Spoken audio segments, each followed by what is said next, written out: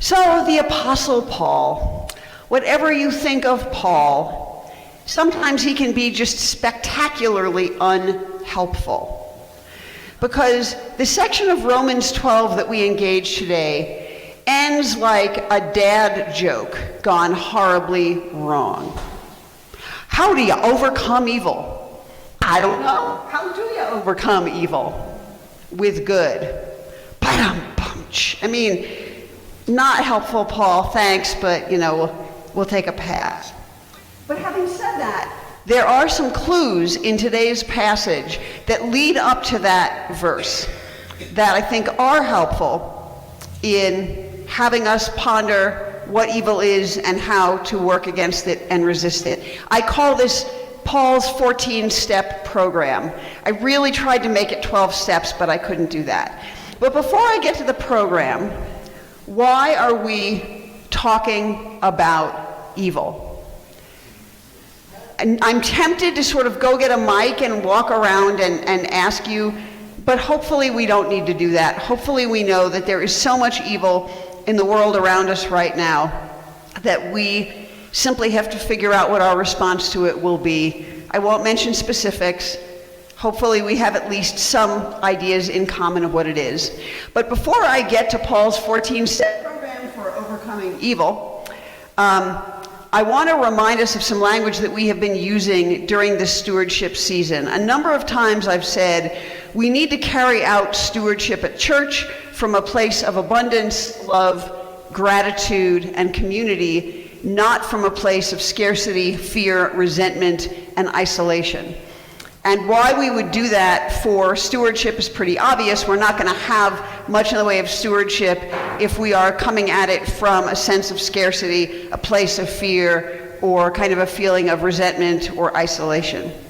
But those four sort of characteristics, abundance, love, gratitude, and community, are also kind of at the heart of what Jesus was all about. They're at the heart of his good news. They're at the heart of the kingdom of God as he understood it, and therefore they are what we should be coming back to over and over again, stewardship season or not. So as I go through this 14-step program, which I will later collapse to only 4 steps, because that we might be able to hold in our heads, let's remember that we're trying to do this from that place of strength, from that place of abundance, love, gratitude, and community. So Paul starts with the suggestion or instruction to hate what is evil. And that language sounds pretty harsh to us, doesn't it?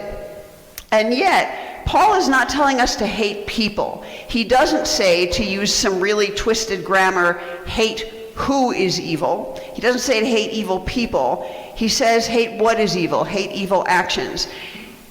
And I think that's actually valuable because we cannot overcome what we cannot identify and name. Until we identify what is evil and name what is evil, we aren't going to even know what it is, let alone how we might work against it.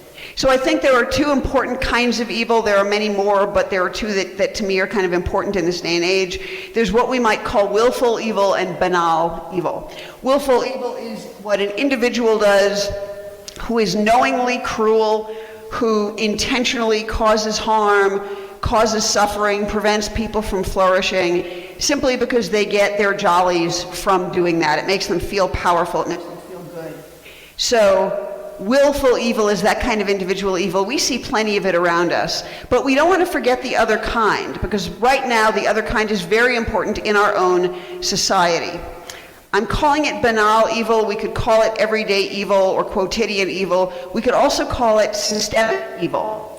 And I took the word banal from the philosopher Hannah Arendt, who wrote a book called The Banality of Evil about the Nazis. And her point was that once you have a system in place, a social system, a social structure, a set of institutions in place, I promised I would not touch the mic, so I'm not touching the mic. But anyway, we'll do the best we can here. So Arendt points out that once a system has evil baked into it, once you have the Nazi structure or a government that is causing harm to its selected enemies and not abiding by its own constitution or rules or laws, At that point, you don't really need willful evil. You don't need people to be intentionally cruel and hostile. You can have evil just work through a system because the system is set up for evil. Today is Racial Justice Sunday in the United Church of Christ. We'll come back to that. And systemic racism is a great example of banal evil. We who are white do not have to individually be hateful to participate in an oppressive system.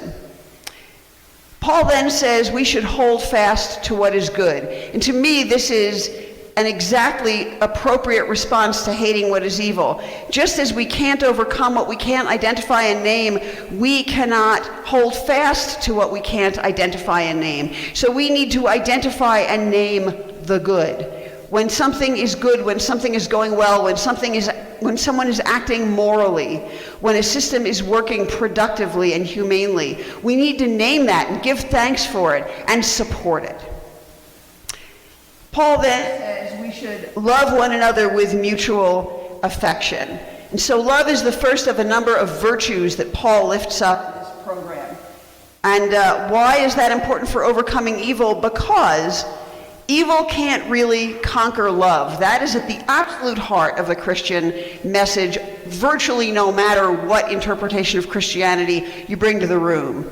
Love will eventually overcome evil. So when we love each other, we practice love. When we cultivate our capacity to love, we are practicing the overcoming of evil. Paul then says we are to serve God.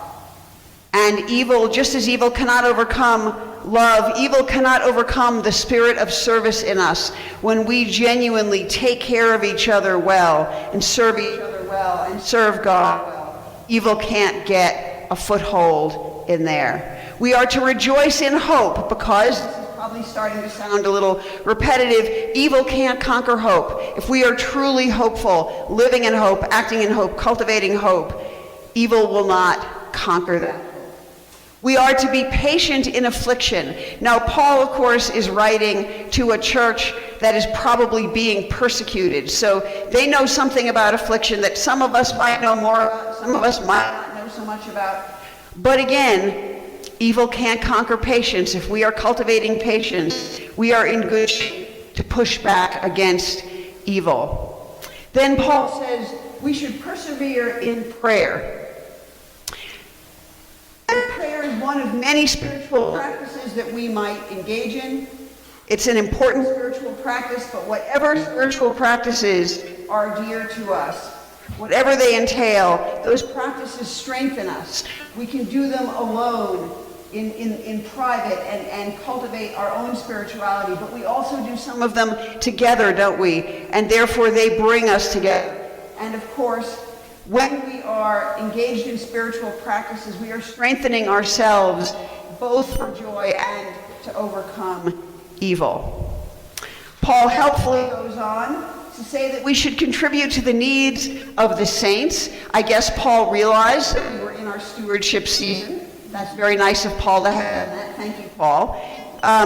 But contributing to the needs of the saints includes what we do here for stewardship. It includes our contribution of our time and talents and treasures, because we are among the saints, friends. We are part of that great community. We are part of the great cloud of witnesses. We are today's incarnation of that great cloud. So we take our place among the saints. When we steward this congregation, we are contributing to that broader vision and that broader community. Paul then says we ought to pursue hospitality to strangers. Again, sounding like a broken record, evil cannot overcome hospitality. Hospitality done properly is one of the most powerful things we can do. So we try to be radically hospitable to one another and to those out in the world. And here I cannot help but think about our missions program. It may be that there are people involved in missions who know some of the people who benefit from our missions directly. But for some of us, we will never meet those people. They will always, in some sense, be strangers to us. And yet, our missions, support of them financially and through in-kind donations, all of that is part of pursuing hospitality to strangers. So thank you, Paul, for lifting up our missions program here, which is probably one of the strongest things we have going on. And in this spirit that I'm trying to begin to cultivate here of acknowledging, honoring, and thanking people in leadership roles, I would like everyone who is here today who is a liaison to or leader in the mission program to please stand up. Donna, will you please stand? Lou, will you please stand? Barbara, Linda, Scott. Okay, if you have given any money, Scott, not done.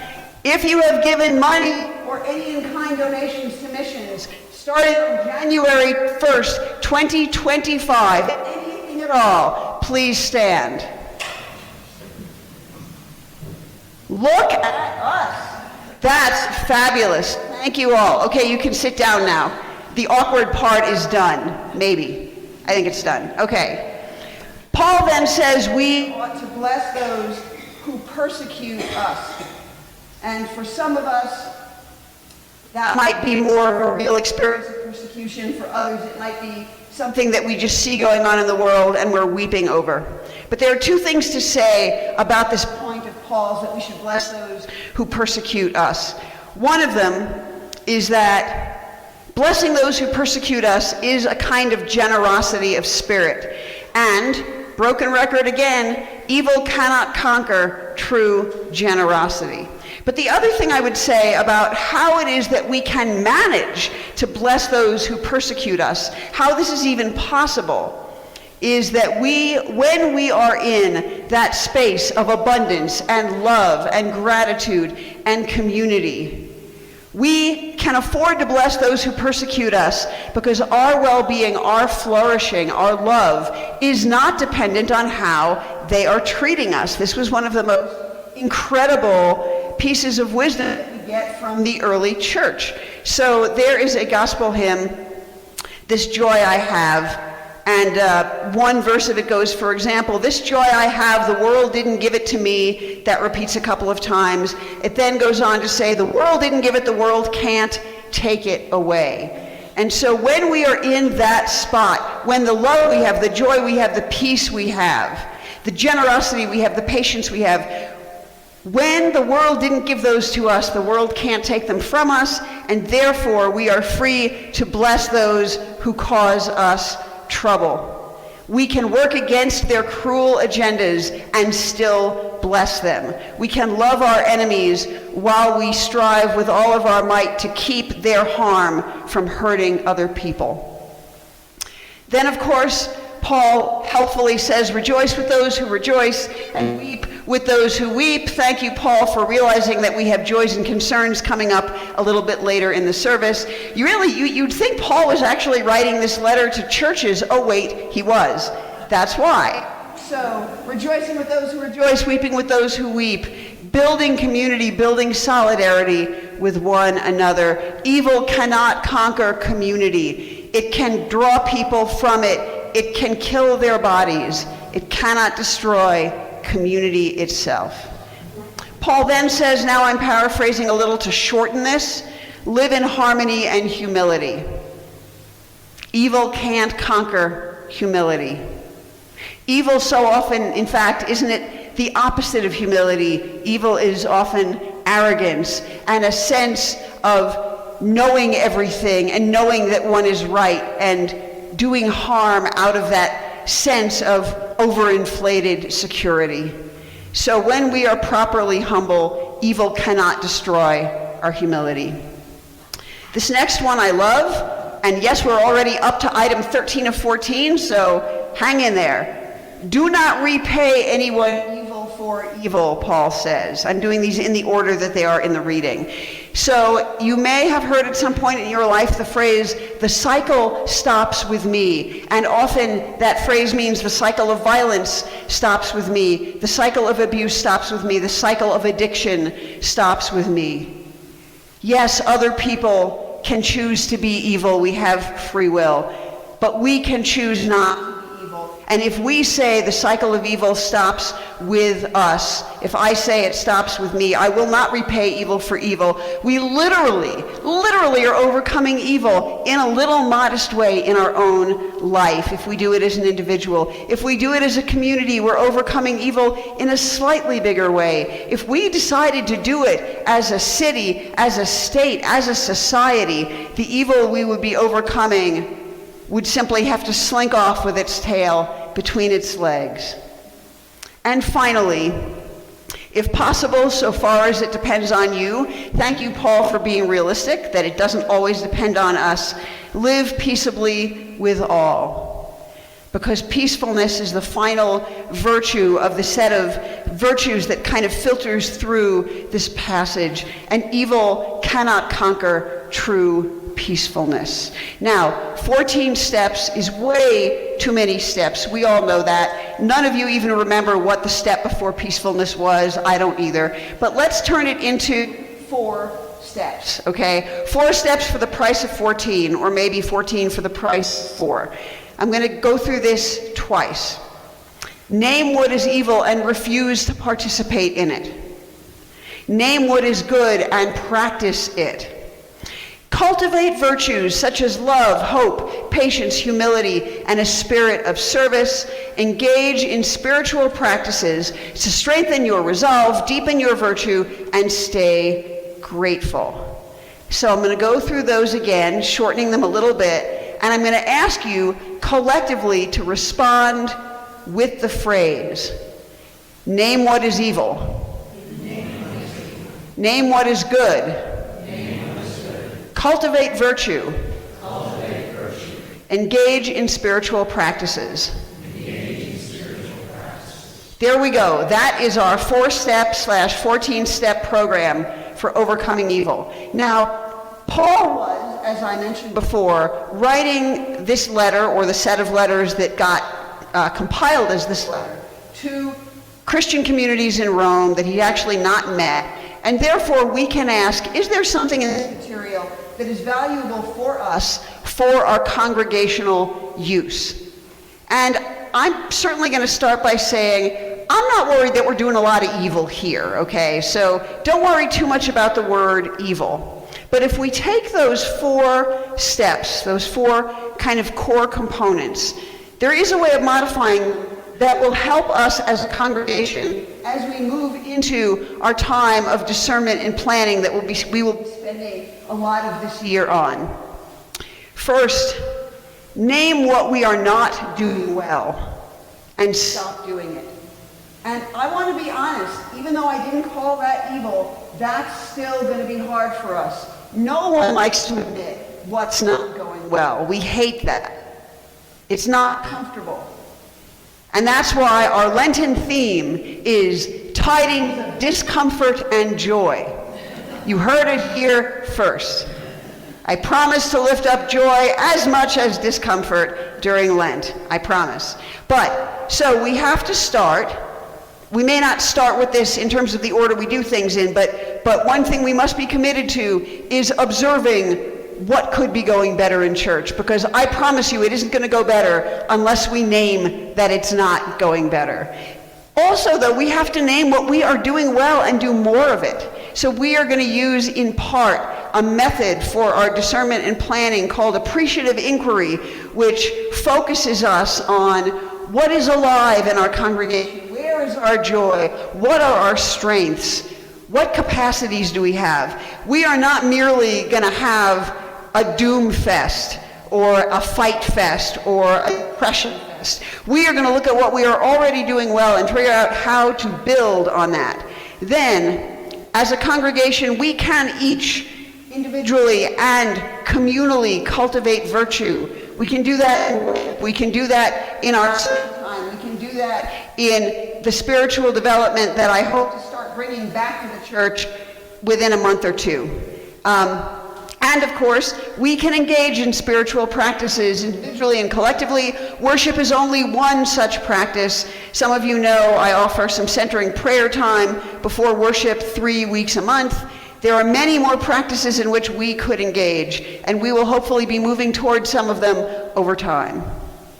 Now, as I said before, today is Racial Justice Sunday in the UCC, a time in which we ought to remember both church complicity in racist evil and church solidarity with the struggle for racial justice. Again, what is evil? What is good? Hold them both up. How has the church caused harm? How has the church worked to bless? And so, when I was looking at today's passage, and again, as you can already tell, I was deeply struck by that final line, the overcome evil with good line. It occurred to me that we ought to sing, "We Shall Overcome," right? That would be a pretty good follow-on to a sermon called How to Overcome Evil. So I want to talk for a couple of minutes about "We Shall Overcome," and then move us toward that part of the service. So in "We Shall Overcome," it doesn't very much say what exactly we shall overcome. It says, we shall overcome someday, we'll do this someday, we'll do that someday. But I think we can all agree that presumably part of what we are overcoming in the wish of the song, in the prayer of the song, is evil, is harm, is violence. Actually, we know about overcoming violence, right? Because the song says we shall live in peace. So that part's a no-brainer. We get that for free. But also, the song is clear that we shall overcome fear. And now I want to talk a little bit about that. There's one verse in the song, if you know the song at all, you'll know that there's one verse about which we could say one of these things is not like the others, which is the verse about "we are not afraid." So, all the others say "we shall, ... someday," right? It's all in the future. It's aspirational. We're moving toward it, but we're not there. The verse "we shall overcome," what is the word at the end of that line? Someday. We are not afraid. What is the end? What is that word? It's not someday. What is it? Today. We are not afraid today. It is the one verse that does that. So I want to tell you the history of how that verse got into the song. The song was written and originally published by the Highlander School, which was a racially integrated training school for union organizers in the 1940s and 1950s in North Carolina.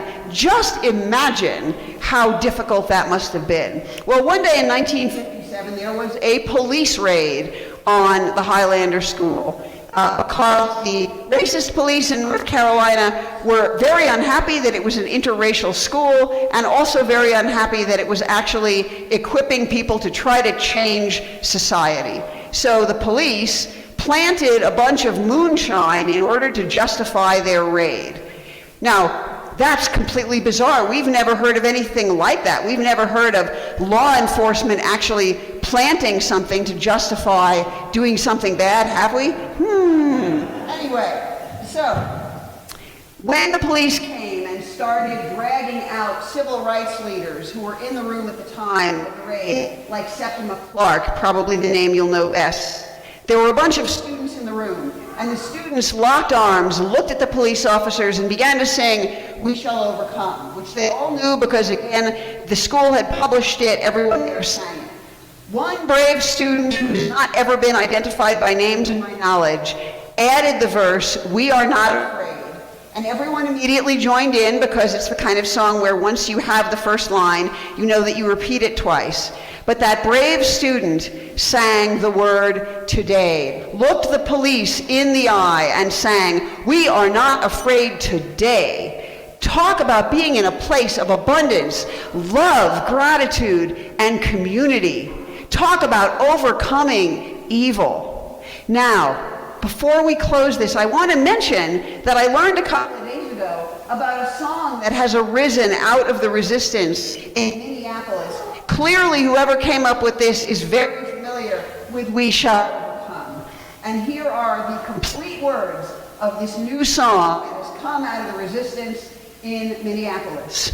"We are not afraid. We are not afraid. We will live for liberation because we know why we were made." That's the whole song. Again, what an incredible example of abundance, love, gratitude, and community, rising up to overcome evil. So with that, I'm going to ask us to join in a prayer. This is not a blessing. This is a prayer for me, God knows, as much as for anyone else in the room or on the Zoom. May we be unafraid to name what is evil and reject it, individually, communally, and, yes, nationally. May we be unafraid to name what is good and hold fast to it, individually, communally, and nationally. May we cultivate the virtues that equip us to reject the evil and hold fast to the good. And may our spiritual practices enrich our days, strengthen our spines, and ground us in love. Amen.